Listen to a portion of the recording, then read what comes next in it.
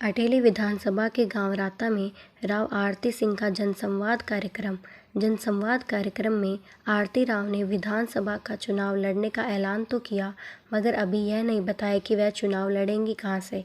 आरती राव ने कहा कि अटेली से हमारा रिश्ता बहुत पुराना है। मेरे दादाजी राव वीरेंद्र सिंह जी अटेली विधानसभा से पहला चुनाव लड़े थे। मेरे पिताजी राव इंद्रजीत सिंह जी ने भी महेंद्रगढ़ गुड़गांव से लोकसभा चुनाव लड़े थे, मगर परिसीमन के बाद हमें 2 हिस्सों में बांट दिया गया। फिर भी हम 3 लोकसभा क्षेत्रों में चुनाव जिताने और हराने का प्रभाव रखते हैं।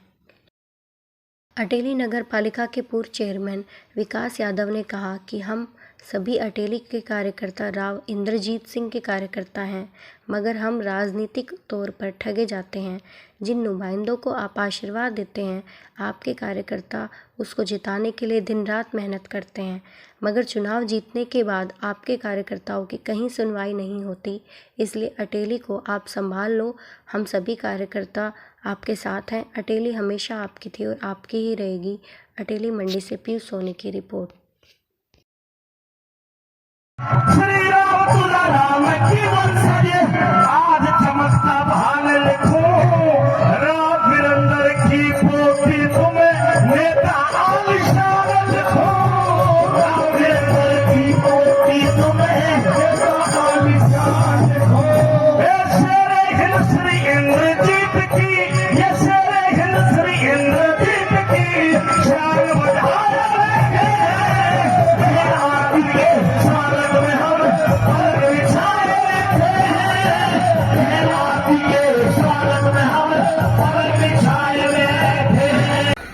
यहाँ बैठे हुए किसी आदमी को बताने की जरूरत नहीं कि हमारे राव साहब जिनकी पहचान हिंदुस्तान की राजनीति में ईमानदारी और सच्चाई की पहचान है, पूरे हिंदुस्तान में उस शख्स की ईमानदारी की कस्में खाई जाती हैं कि कोई नेता अगर ईमानदार हो तो राव साहब जैसा हो।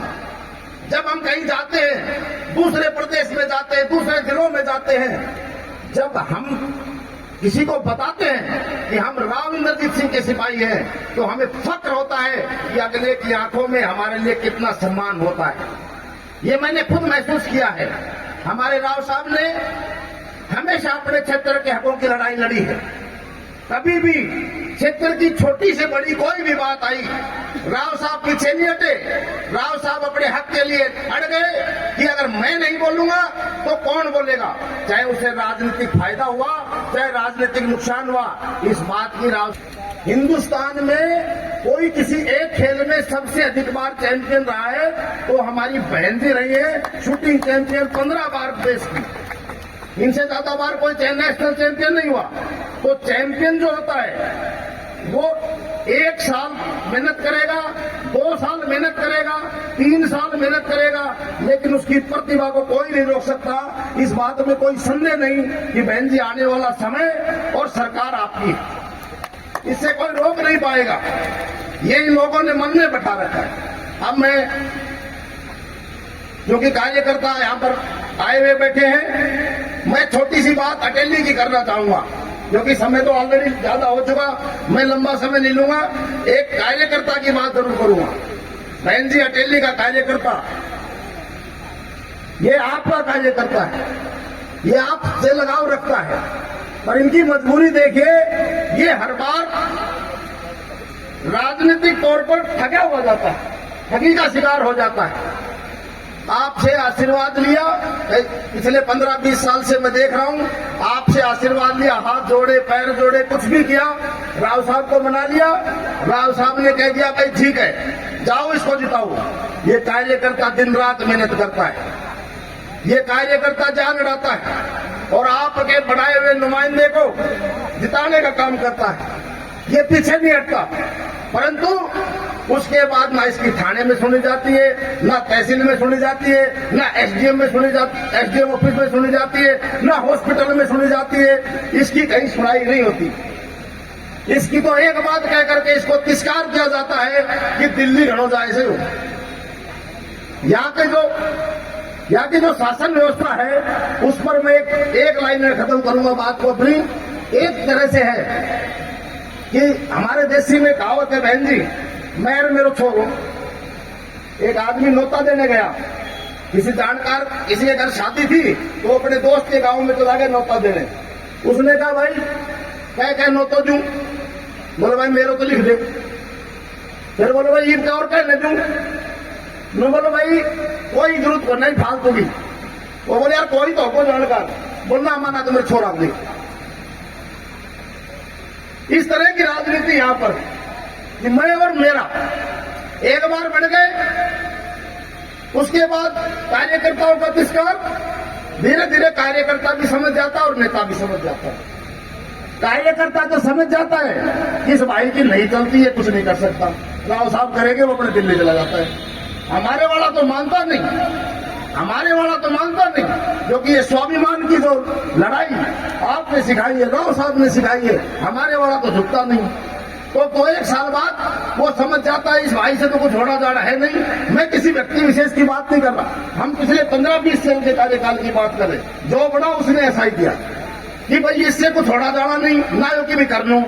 और वो भी समझ जाए से कि राव साहब वाला टेढ़ा देखने लगा, तू दोबारा बननो नहीं तो जेब भर ले। फिर सत्ता लूटने का काम करती है। ये इस हटेली के साथ राजनीतिक ठगी आज तक होती रही है। और हमारा आपसे इस मंच के माध्यम से निवेदन है, ये लोग बैठे हैं यहाँ पर और जो बैठे हैं इनसे दुगने जा चुके, क्योंकि समय की सीमाएं हैं। ये लोगों को, ये गांव के लोग बैठे हैं, बाहर से जो आए तो साथी जा चुके हैं। इन सब की एक ही मंशा है, इस हटेली को आप संभाल लो। इस हटेली आपके लिए, आपकी पीठ पर खड़ी है, ये समझ लो। आपके एक इशारे पर सब लोग कूदने के लिए तैयार हैं।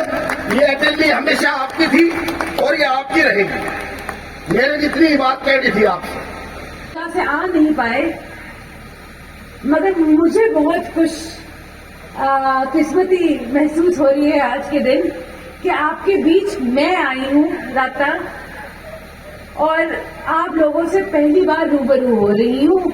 और ये जो सम्मान और अभिमान आपने, जो मान और सम्मान आपने मुझे दिया है, उसका बहुत बहुत शुक्रिया। बड़े राव साहब पहला अपना इलेक्शन अकेली से ही जीते थे और हमारा रिश्ता 40 साल नहीं कहूंगी, 70 साल, 60 साल, 1950 से 1900, हाँ, तो 70 साल का तो है ही।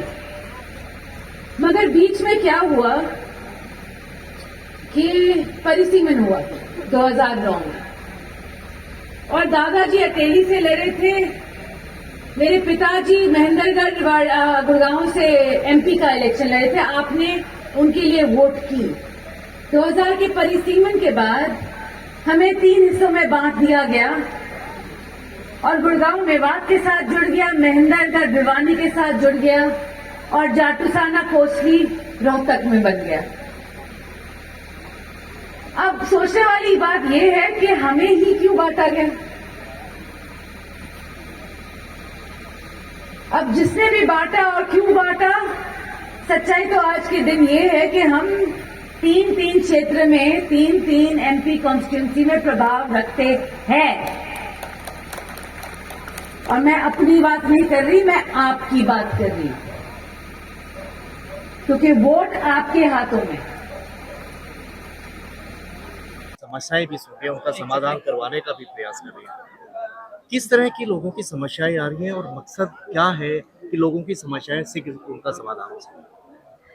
जी, मैं दौरे कर रही हूँ और लोगों की छोटी छोटी समस्याएं, कोई बड़ी बड़ी समस्याएं तो है नहीं, मगर क्योंकि मैं कोई ऑफिशियल कैपेसिटी रखती नहीं हूँ, तो जो मेरे हाथ में हो वो मैं खुद करती हूँ। और अगर मेरे पिताजी का ऑफिस में इस्तेमाल कर सकूँ और बड़ी चीज़ें करवा सकूँ, तो मैं अपने आप को बहुत खुश नसीब समझूंगी कि लोगों की मदद कर सकी मैं। पुराना क्षेत्र है राव वीरेंद्र सिंह जी के समय का, और फिर राव इंद्रजीत सिंह और फिर अब आरती राव, यानी कि तीसरी पीढ़ी। कितना लंबा सफर और लोगों का प्यार लंबे समय से बना, उसका क्या कारण है? जी, एक तो मैं कहूँगी कि हमारी खुशनसीबी है कि लोगों ने हमें चाहा है, और मेरे पिताजी और दादाजी ने हमेशा ये मुझे कहा है। मैं ये नहीं कहूँगी कि ये कारण है, मगर ये मेरे लिए एक सीख है। जो प्रश्न आपने पूछा है कि देखो, मान कमाने में उम्र लग जाती है और मान गंवाने में सेकंड। और ऐसा काम हमेशा करना कि मान अपना रखना और गंवाना नहीं। लोगों का मान रखना, अपना नाम रखना, लोगों का मान रखना, यही मेरे को लगता है राव फैमिली की परंपरा रही। क्षेत्र का प्रतिनिधित्व अगर आपको सौंपा जाए, विधायक की भूमिका आपको दी जाए क्षेत्र की जनता, तो शायद बेहतर आप और समस्याओं का समाधान कर पाएंगे। तो क्या शायद बिल्कुल। हाँ। माना जाए कि चुनाव की तैयारियां अभी लोकसभा चुनाव हो जाएंगे जी, तो उसके बाद विधानसभा चुनाव की तैयारी जरूर होगी। कहाँ से लड़ूंगी, क्या करूंगी, वो तो वक्त बताएगा। जैसे मैं पहले बोलती आई हूँ, जब तय हो जाएगा सब तो मैं अनाउंसमेंट कर दूंगी। किसी के मन में शंका नहीं होगी।